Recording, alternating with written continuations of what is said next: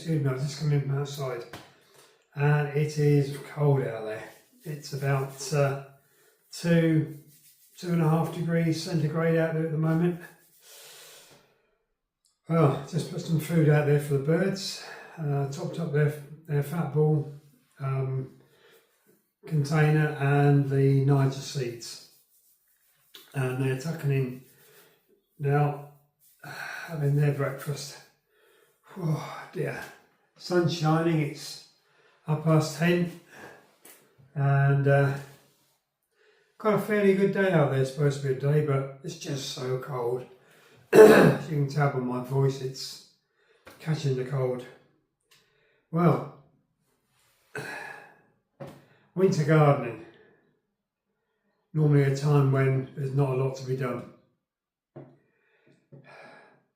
As we go from autumn into winter, it's a season of maintenance, protection of crops and plants, and planning for the new growing season to come. This is normally a time where growth slows down. Plants go into a dormant state until spring. What we do in the garden now will lay down the foundation for a successful spring, hopefully, depending on weather. Will always depend upon the weather. Well, we've had quite a few frosts, and also, of course, nights below freezing. The lowest we've gone down to is -4. That's cold enough.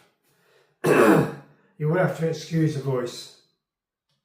I've been under the weather the last couple of days, and today is sort of the first time I've walked out of the garden, and the coldness has affected the voice straight away. Well, I've been looking around the garden, and there's not a lot to be done. I've got most of it done already.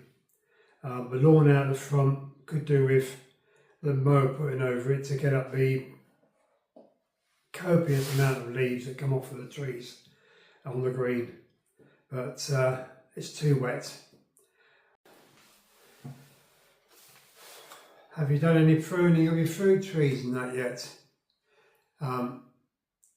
Remember, don't prune the stone fruit in the winter. That's the things like the cherries, the plums, and things like apricot, etc. If you prune them in the winter, then you leave them open to silverleaf infection. Anything else can be pruned. All the apple trees, the pears, raspberries can be cut down, the autumn ones, autumn fruiting ones, cut them down to the base. Obviously don't cut the summer fruiting raspberries down. You do that directly they've finished flowering and fruiting, and you pick the fruit, then cut them down to get the new growth up. But only cut the old growth out, not the fruited growth. Don't cut any new growth out. Gooseberries and any of the currant bushes can be pruned. You need to prune them so that they've got a goblet type shape, so that plenty of air going through the centre. Really the same with fruit trees. If you can prune them in a goblet shape so it's open, lets the air go through and helps keep diseases and pests away. Now's the time we can buy and grow, plant any of the bare-rooted plants, any of the bare-rooted shrubs, fruit trees, etc. This is a good time of year to get them in over the winter months. Winter is primarily December, January, February, and as it's going to be the 1st of December this week, I think tomorrow, now's a good time to start thinking about doing that. Their roots take better with pot grown plants. We've all seen it. You take the pot off and the roots have all grown round in a circle. With bare roots, you've got none of that. The roots are there. Dig the hole, make sure the hole is big enough, the correct depth. Spread the roots out. Fill it back in. Tread them down lightly, not too heavily. If they need staking, make sure they're staked. And you know, they'll romp away come the spring. What else can we do in this time of year? Well, there's still some seeds we can grow. We can get onions going in the greenhouse in trays or on the windowsill. There's some of the brassicas, some of the green salad we can still grow.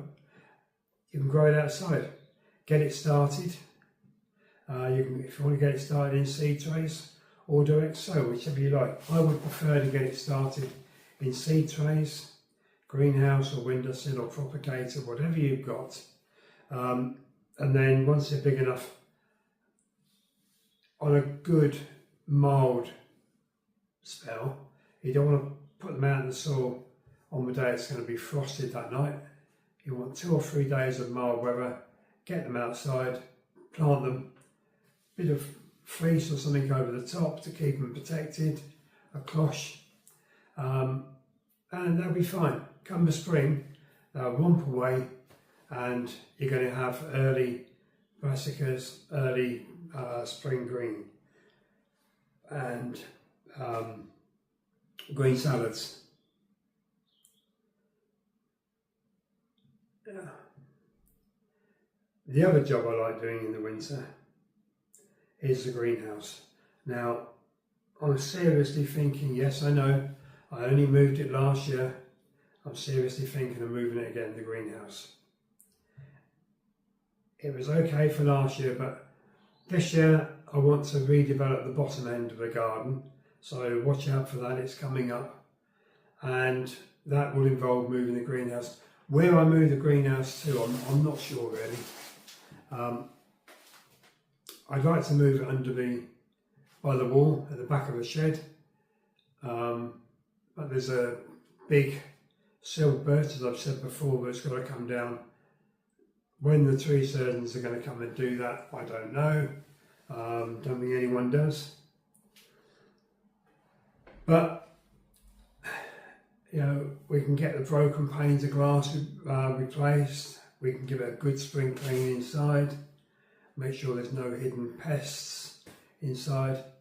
You could use some Jay's fluid if you want to inside to kill any pests and diseases.